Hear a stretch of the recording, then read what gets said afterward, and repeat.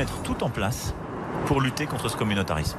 Ce qui veut dire avoir des mesures d'interdiction, ce qui veut dire dissoudre parfois certaines associations encore davantage, ce qui veut dire interdire certaines pratiques qui se sont installées et qui ne sont pas conformes aux lois de la République, mais ça veut dire là être intraitable avec les lois de la République. Je m'apprête à voir les représentants du Conseil français du culte musulman. Je vais continuer ce travail, mais il doit être d'abord fait à bas bruit. Comment nos concitoyens dont la religion est l'islam peuvent vivre tranquillement leur religion en respectant absolument toutes les lois de la République.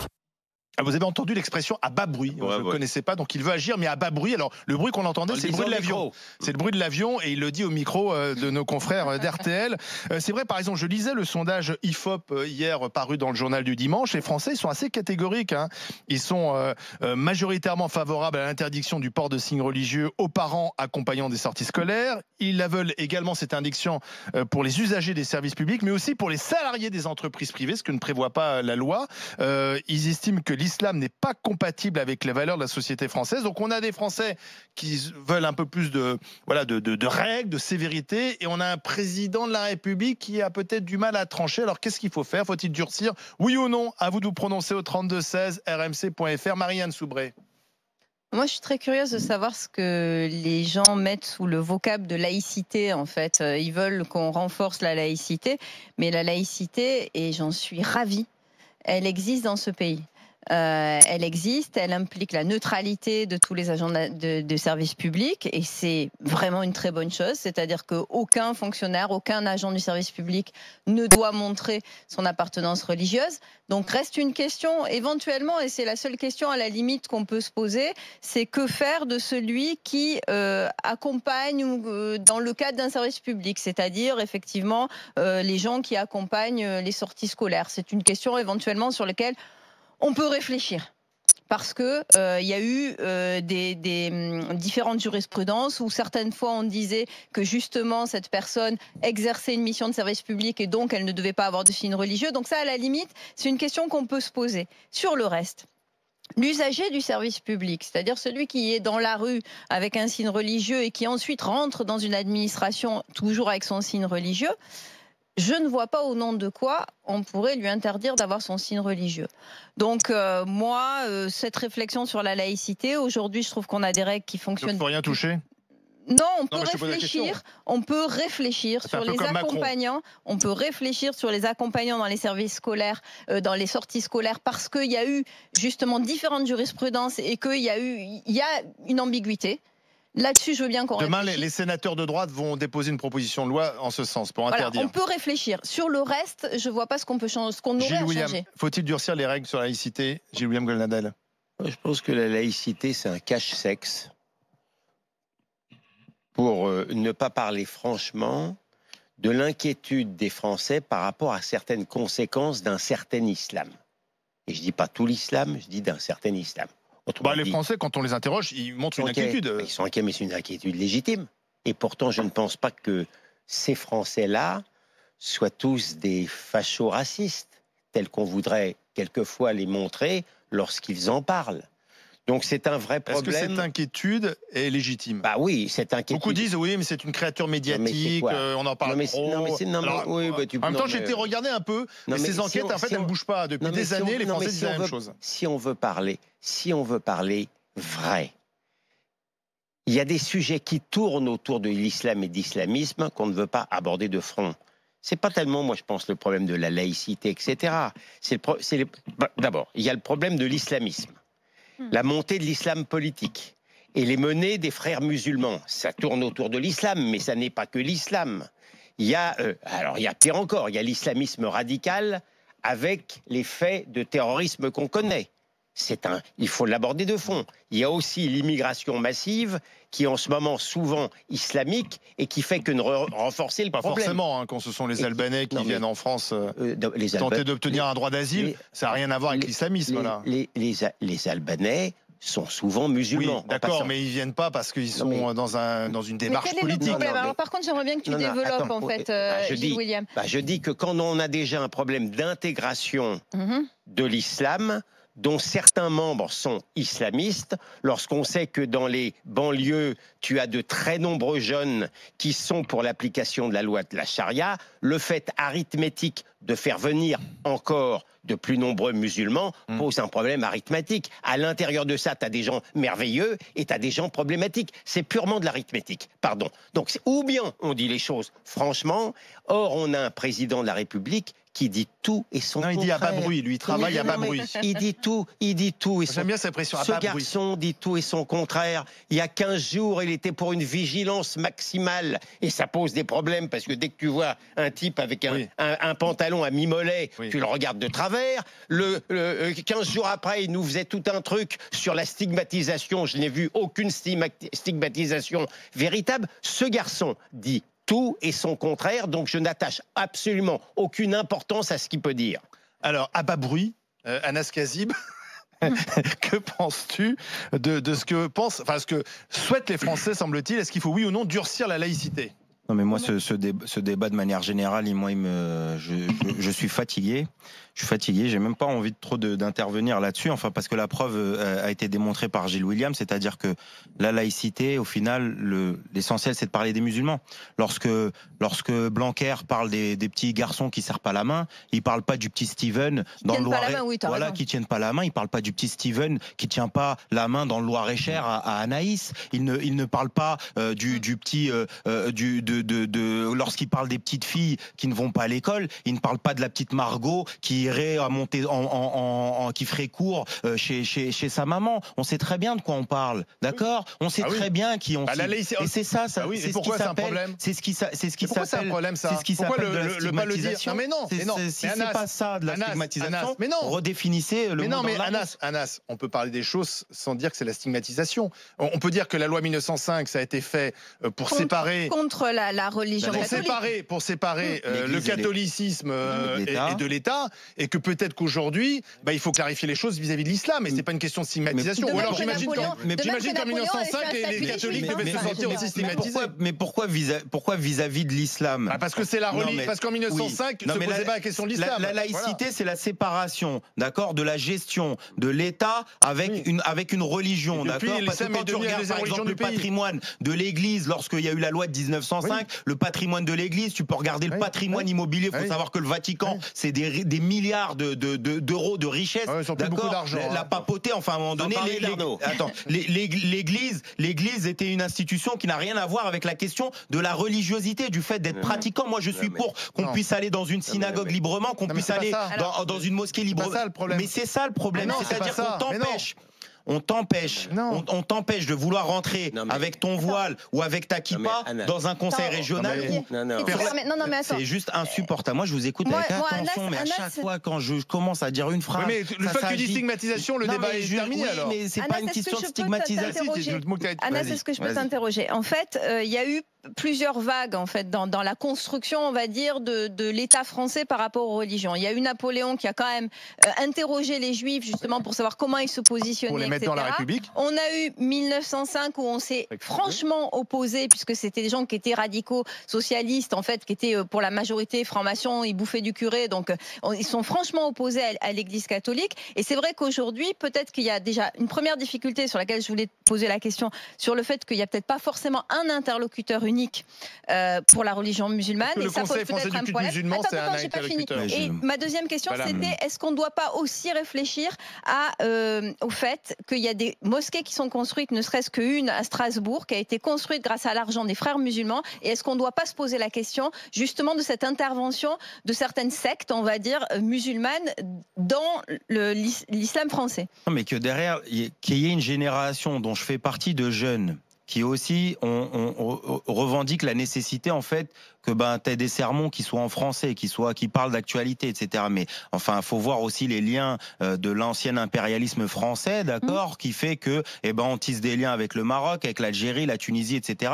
Et on te ramène souvent des imams de gens de l'extérieur qui te font des sermons qui n'ont rien à voir avec la réalité. Ça, les gens le disent. C'est-à-dire que moi, lorsque je vais à la mosquée, quand j'ai l'occasion de pouvoir aller à la mosquée, par exemple sur la prière du vendredi, je ne me préoccupe pas de qui sont les frères musulmans, on s'en fout nous personnellement. musulmans de ces histoires-là. Ça ne nous représente pas et ni comme Shell Goumi ne nous représente pas le CFCM ou machin. Ce n'est pas. Que les frères musulmans financent des mosquées, est-ce que ça te pose pas un problème? Qu'il y ait de l'argent étranger pour financer des mosquées, est-ce que ça te pose pas un problème? Est-ce qu'il n'y a pas cette vraie difficulté quand même? Mais c'est une vraie question là, je te la pose. Non, mais il y a pas de problème sur cette question-là. Derrière qu'il y ait des mosquées. Enfin, moi, je préfère que les dons ils viennent de croyances. C'est comme ça que ça fonctionne. C'est-à-dire, moi, je peux te dire, la mosquée d'Épinay où je suis, ça fait 9 ans que je suis à Épinay, 9 ans qu'ils arrivent toujours pas à construire la mosquée, d'accord? Et on est en terrain, on prie des fois sur la pluie. Comment? Les fidèles donnent de l'argent? Ils donnent, mais tu sais, c'était dans des Épinay-sur-Seine, il y a quoi? Il y a 40% de chômeurs. Tu sais, les gens, ils vont donner 1 euro, 2 euros de temps en temps, et ça manque du temps. Donc après, la question du financement, il est haute. Moi, j'ai l'impression que je rejoins là ce que dit Gilles William sur le truc de cash-chèque, c'est que j'ai l'impression qu'au final, ce qu'on a envie d'attaquer, c'est aussi la question de l'islam et de remettre encore une pièce dans le jukebox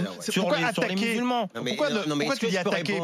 Est-ce que Gilles William, avec ta grande perspicacité, tu viens effectivement de comprendre qu'aujourd'hui, les questions qui tournent notamment autour de la laïcité concernent principalement l'islam. C'est vrai. Il se trouve que le problème, c'est que à toi tout seul, tu ne représentes pas l'islam de France, ça t'a pas échappé, et qu'à l'intérieur de cet islam-là, ça correspond en vérité à, dans le monde, une certaine montée d'un islam intolérant qui n'a pas toujours été celui-là. Moi, personnellement, et je vais peut-être choquer beaucoup de mes amis, je ne considère pas qu'il y a un code spécial du Coran. Je ne considère pas que l'islam est intrinsèquement intolérant quand on veut me faire croire, parce que je connais beaucoup de musulmans, de bons musulmans, modèles de tolérance. Mais en même temps, comme je ne me cache pas après derrière le petit doigt, je sais aussi qu'il y a une montée très inquiétante de l'islam radical, de l'islam politique, de la montée des frères musulmans, qui, eux, sont le symbole de matérialise-moi ça. Enfin, franchement, moi, je t'entends, toi et Zora Bitan, vous avez Zineb El Razaoui, vous avez ce truc-là des frères musulmans de l'Iran et de machin. Non, mais qu'est-ce que c'est? Qu'est-ce que c'est que les frères musulmans? T'as raison. Qu'est-ce que c'est que juste explique-moi, c'est quoi les frères musulmans? Alors, explique. La mosquée de Strasbourg, dis-moi, il n'y a pas de problème. Moi, je suis là pour entendre. Alors, explique-nous les frères musulmans. Tu as raison. On a inventé, Zora et moi, dans notre imagination débridée, nous avons inventé certains imams, certains prédicateurs violents qui veulent justement... Ils sont plus salafistes que salafistes. Lesquels? Tu veux que je te donne des noms? Mais il y a des renseignements généraux dans la totalité des mosquées de ce pays. Arrête de... Tu crois qu'il y a un prédicateur... L'imam de Gonesse. Mais l'imam de Gonesse, qu'est-ce qu'on en a dit de l'imam de Gonesse? Il est viré, l'imam de Gonesse? Non. Il y a un sermon qui est sorti, il y a quelque chose qui dit... Il y a un texte pour arrêter de jeter les prods sur les gens comme ça. T'as raison, c'est une invention. Moi, je te dis qu'il y a à l'intérieur de l'islam de France, d'ailleurs, qui est complet. Ils se détestent les uns. On peut même pas les organiser tellement ils se détestent les uns par rapport à les autres. T'as les Turcs, t'as les Africains, t'as les Marocains, t'as les Algériens. Ils sont inorganisables. Inorganisables. C'est pire encore. Bon, les chrétiens se sont souvent battus ensemble. Et les Juifs. J'en ai autant au service des Juifs, crois-moi. Mais alors là, non, mais est-ce que tu es en train de m'expliquer que les prédicateurs islamistes dans certaines mosquées radicales sont nés dans l'imagination débridée de William Goldnadel? Qu'un certain antisémitisme islamiste qui a été tué jusque dans les écoles sont nés aussi dans mon imagination débridée. Dans un instant, Eddy au 32-16 qui veut réagir depuis la Moselle. À tout de suite sur RMC Story. RMC jusqu'à midi. Les grandes gueules.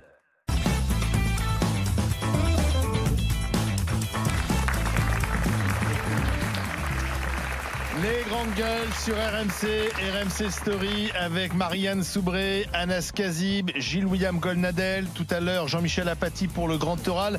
Mais pour l'heure, nous sommes sur cette question. Faut-il, oui ou non, durcir les règles concernant la laïcité? C'est ce que souhaitent, semble-t-il, les Français si on lit les dernières enquêtes et les derniers sondages parus.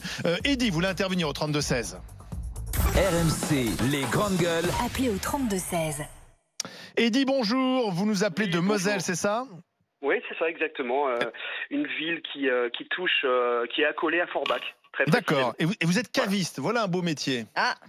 Oui, en effet. Tout à fait. Alors, on n'est pas là pour parler vin. On le fera tout à l'heure avec Agnès Buzyn qui veut interdire le vin à table. Mais pour l'heure, parlons de la laïcité. Est-ce que vous faites partie de ceux qui disent qu'il faut plus de règles, notamment réduire encore plus la présence des signes religieux dans la vie de la société française?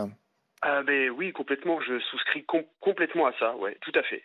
Pourquoi? C'est-à-dire que, pourquoi? Parce que je suis athée jusqu'au bout des ongles. Et là, je trouve qu'on commence à aller un petit peu trop loin dans ce pays. C'est-à-dire, vous trouvez que la religion est trop présente?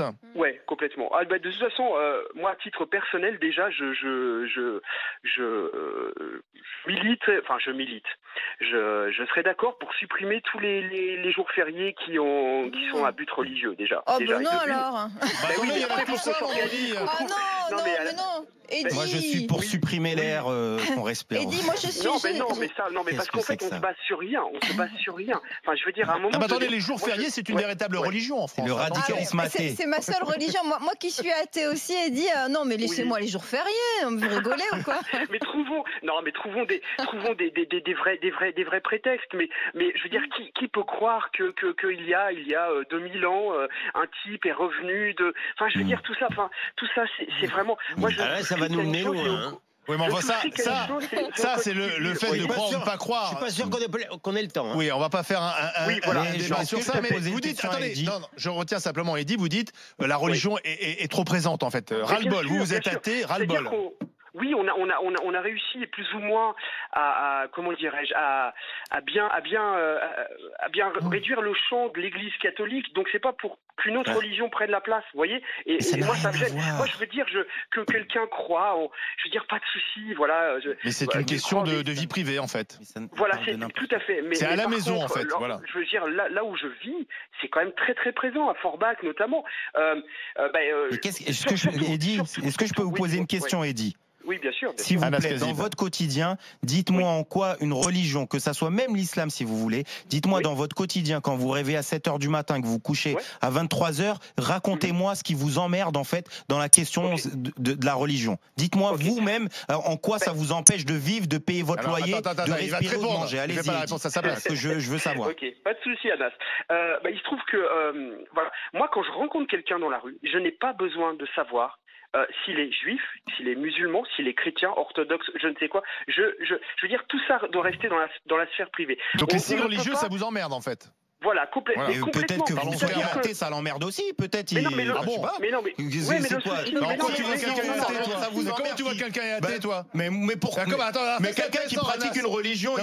Comment tu vois quelqu'un qui est dans la rue qui est athée? Mais parce que lui, comment il voit quelqu'un qui est religieux? Quelqu'un qui porte un porte-voile ou une kippa, ça affiche une religion. En quoi la kippa? Mais Eddie, vous répondez pas à la question. En quoi quelqu'un qui a une kippa sur la tête ou un voile, lorsque vous le croisez dans la rue, qu'est-ce qu'il fait? En quoi il vous empêche de vivre? C'est ça que je vous demande. Parce qu'il y a certaines pratiques qui, comment dirais-je, qui influent sur le mode de vie d'un pays. En quoi ça vous dérange, Eddie, dans votre journée? Exemple. Non, mais vous n'êtes pas un pays.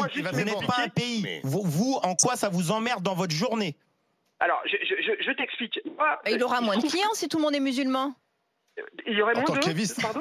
Oui, déjà, non, mais ça, blague mise à part. Quoi qu'il y a des Émiratis qui aiment bien le vin. Voilà, moi, je ne veux pas d'un modèle de société où il y ait, par exemple, des repas de substitution à l'école. Mais pourquoi? Enfin, je veux dire, moi, je n'obéis. En quoi, Eddie, ça vous emmerde dans votre journée? Juste laissez-moi terminer. C'est-à-dire que moi, si je ne veux pas manger de porc, je ne mange pas de porc, mais parce que j'ai décidé, moi, que j'ai goûté le porc et que je n'aime pas. Mais je ne réponds pas à un bouquin ou à un truc qui m'intime de ne pas manger de porc. Je veux dire, si je veux aller à la piscine, j'aime y trouver autant des femmes que des enfants, que des hommes. Et là, à partir du moment où ça influe sur un mode de vie d'un pays, moi, ça me gêne. Oui, après, que vous soyez il y a la fin de la mixité, par exemple. Donc vous êtes le territoire français, vous, alors. Mais voilà, c'est tout. Moi, je ne suis pas intolérant. Vous avez l'impression, vous avez peur que les religions nous séparent, alors qu'on devrait, au contraire, se rassembler. C'est un peu si j'essaie d'interpréter ce que dit Eddie. J'entends bien ce que vous dites, mais par contre, j'ai réfléchi, moi, pour en revenir à la question d'Anas, et je me suis demandé à quel moment des gens avaient essayé de me parler religion, etc. Ben, en fait, ça m'est arrivé avec les témoins de Jéhovah, et en fait, c'est les seuls qui m'ont parlé, en réalité. Donc, au final, personne n'est jamais venu me voir en me disant « je veux que tu deviennes musulmane, je veux que tu deviennes juive, je veux que tu deviennes catholique ». Les seuls qui m'ont parlé, c'est les témoins de Jéhovah qui m'ont dit que Jésus allait me sauver. Mais c'est tout. Donc, au final, je comprends ta question, Anas. Moi, j'ai William Golnadel par rapport à ce que dit Eddy. C'est la tranche de jambon qui le dérange. Non, mais moi, je veux mettre les pieds dans le plat. Et les piscines. Voilà. Non, mais moi, je veux mettre les pieds dans le plat par rapport aux fêtes religieuses. Aux fêtes, parce que vous êtes parti des fêtes religieuses. Oui, lui, il voulait supprimer les jours fériés. Il a parlé de la foi. Oui, moi, et le jambon. Moi, j'assume parfaitement. Je tiens beaucoup aux racines. J'assume les racines chrétiennes de la France. Oui, c'est l'histoire de la France. C'est l'histoire de la France. Par conséquent, je veux pas que ça soit Kippour, un jour férié national, je souhaite que ce soit toujours les fêtes chrétiennes. On ne change pas. Je ne change pas. Maintenant, on peut faire évoluer les choses. Par exemple, il y a des jours fériés qui ne l'étaient pas, qui le sont aujourd'hui. Tu me demandes mon avis et je te réponds Et de la même manière, par rapport aux signes ostentatoires, il y a aussi un problème culturel, et j'oserais le dire, c'est pas un gros mot pour moi, identitaire. Quand tu as des banlieues françaises où tu as des gens qui vivent et qu'il y a beaucoup de femmes voilées, peut-être 80% de femmes voilées quelquefois, tu te demandes dans quel pays tu vis. Ça n'est pas une question taboue. 80%. Donc, beaucoup. Non, mais c'est incroyable. Tu peux rire. Mais moi, je ne ris pas. Non, mais tu peux rire. Je te dis qu'il y a des vies. Je m'étonne de savoir comment tu t'arrives à avoir des clients. Enfin, je ne sais pas comment tu arrives à avoir des clients avec les énormités. Tu dis 80% de femmes voilées dans des villes. Tu te rends compte de ce que tu racontes? 80% de femmes voilées. Contrairement à toi, qui a la certitude de l'emploi, je t'assure que je ne souffre pas d'une pénurie de clients. J'ai pas de problème. Il y a eu 1000 cheminots qui ont démissionné.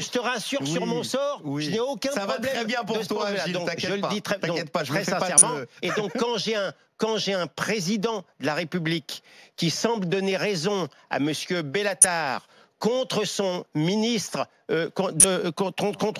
son ministre, monsieur Blanquer, et qui dit la question du voile. Mais les Français semblent plutôt d'accord avec Blanquer. Ça n'est pas mon affaire. Eh bien, effectivement, ce monsieur tourne le dos à la réalité française. Alors, je voudrais remercier Eddy d'avoir appelé au 32-16 et on va accueillir Nassim également. Bonjour Nassim.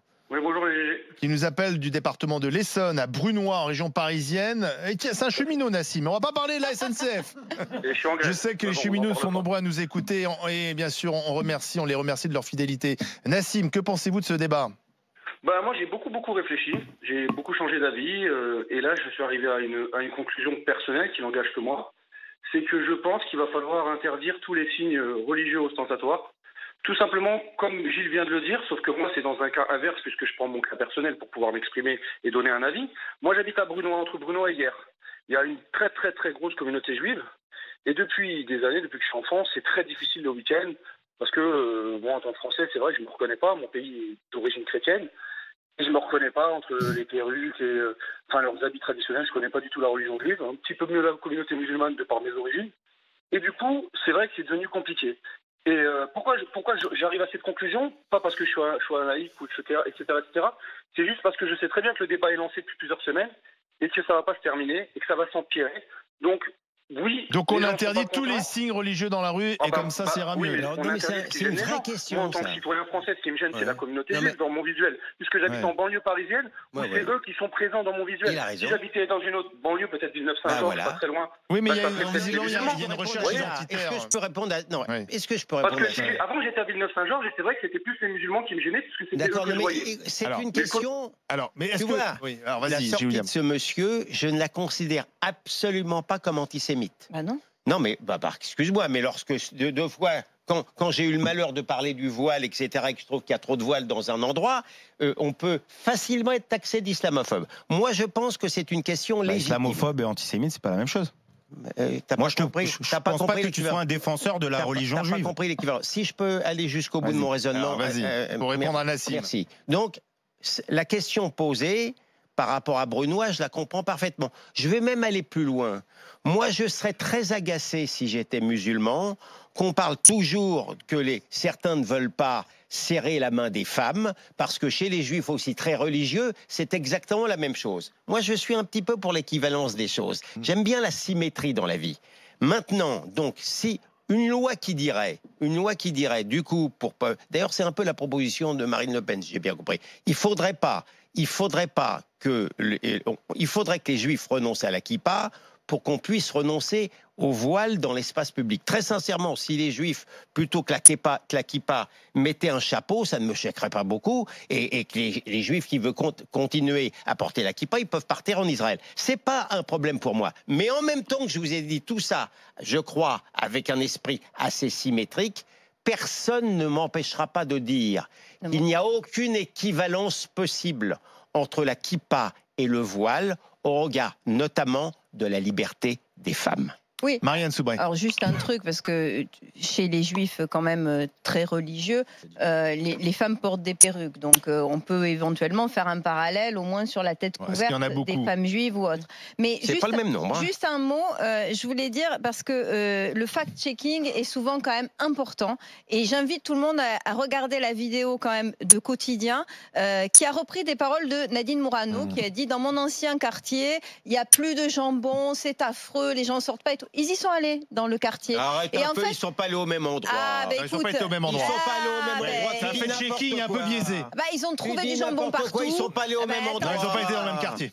Regarde bien les choses. Alors, pour le coup, c'était pas le quartier précisément que Nadine Morano parlait. Tu devrais vraiment fact-checker le quotidien. Ils ont quand même trouvé. Pour eux, il faut fact-checker le fact-checking, c'est ça le problème. En attendant, il faut décoder les décodeurs. En attendant, ils ont trouvé un quartier. Les décodeurs à plein tube, j'en connais plein. Pardonnez-moi de dire qu'ils ont trouvé un quartier où il y avait une mosquée, d'accord, une mosquée qui était manifestement active, où les gens étaient d'ailleurs absolument très accueillants. Et à côté de cette mosquée, tu avais une épicerie qui avait un rayon charcuterie énorme. Mais ça, que tu mets en doute. Mais ça, qu'est-ce que ça a à voir? Pas le même quartier. Gilles William, avec ton histoire de 80% de femmes voilées dans certains quartiers, je veux que tu me donnes le nom du quartier et de la ville. 80%. Enfin, je sais pas, ça parle de pourcentage. Goldnadel dans cette émission. William Goldnadel il a le temps de parler d'islam dans toutes les émissions. Donc on peut parler un peu. C'est une invention. C'est une créature intellectuelle de ma part. Il y a certains quartiers en France où tu as un nombre de femmes voilées. Il y en a plus qu'avant. C'est une réalité, Marianne. Oui, non, mais après, ça compte ça. Des quartiers entiers. Et je ne te parle même pas de la burqa. Alors, je voudrais qu'on dise merci à Nassim. Tout d'abord, merci Nassim d'avoir appelé au 32-16. Anas Kazib. Jusqu'en Gilles William, tu auras le temps, du coup, sur les frères musulmans, parce que tu m'as toujours pas répondu qui sont les frères musulmans, où ils sont. Tu m'enverras un message, parce que du coup, j'ai l'impression qu'on n'aura pas le temps, ou dans une émission prochaine. Tu m'as toujours pas dit qui sont les frères musulmans. Je t'édifierai sur les frères musulmans, y compris un endroit où M. Castaner est allé, celui qui lutte contre l'islamisme, est allé les rencontrer. Oui. D'accord. Je t'édifierai sur la montre. Oublie pas. Mais je ne vois pas. Moi, je te mets sur le même plan. Qu'est-ce que tu veux me faire dire? Si on peut parler. Qu'est-ce que tu veux me faire dire? Les frères musulmans n'existent pas. Qu'est-ce que tu veux dire? Les frères musulmans sont pas dangereux. Ils sont considérés comme terroristes dans beaucoup de pays du monde. Je veux savoir en quoi le musulman du quotidien, celui qui vient, qui pratique sa religion, qui a une foulard ou quoi que ce soit, c'est quoi son lien avec les frères musulmans ou l'Iran? Mais tu me répondras plus tard. Toi, l'ancien de l'UMP, l'ancien Sarkozy. Sarkozy, il a mis des tentes de Kadhafi. Il a laissé Kadhafi mettre des tentes dans l'Élysée. Donc toi qui viens nous dire Macron, moi je suis ni macroniste ni Sarkozy. Tu es mal renseigné. Le jour où monsieur Sarkozy a installé Kadhafi avec sa tante, j'étais à la télévision sur une autre chaîne concurrente. J'ai fait une sortie très remarquée qui ne m'a pas fait que des amis dans le camp sarkozyste. Parce que moi, je suis un homme libre et je dis ce que je veux. D'accord ?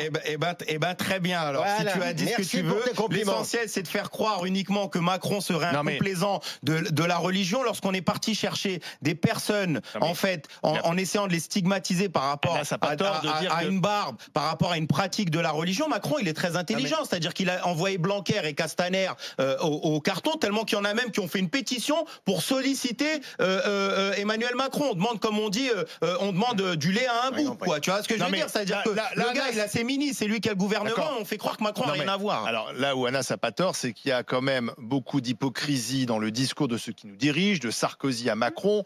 Par exemple, on commerce avec l'Arabie Saoudite. Ou le Qatar. L'Arabie Saoudite, c'est le wahhabisme, c'est le salafisme. Et ça pose pas de problème lorsqu'il s'agit de vendre des armes. Et ensuite, effectivement, sur notre territoire, on est là à dire attention, le salafisme, c'est un problème. Mais c'est ce qui explique. Là, il faut quand même reconnaître qu'on a un double discours. Mais c'est ce qui explique le double langage, mais bien entendu. Allez, dans un instant, les tendances GG. Bah tiens, puisqu'on parlait du terrorisme islamiste et du salafisme, la mort de Baghdadi, le chef de Daesh, qui a été commenté beaucoup sur les réseaux sociaux ce week-end, et surtout l'intervention de Donald Trump pour s'en féliciter. À tout de suite sur RMC Story. RMC, 9h midi. Les grandes gueules.